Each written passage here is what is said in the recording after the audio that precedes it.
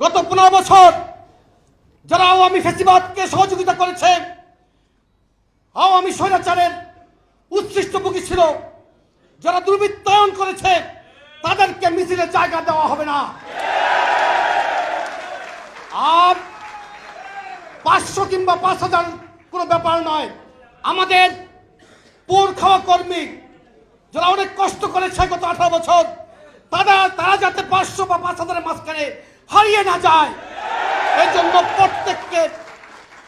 প্রত্যেককে দায়িত্বশীল ভূমিকায় থাকতে হবে। বন্ধুরা আমার, আমরা দুর্বৃত্তদের কিন্তু জায়গা দিব না।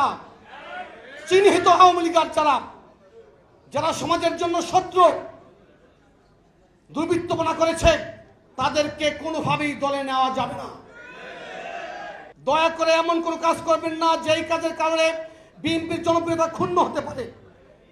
কারণ আমরা চাই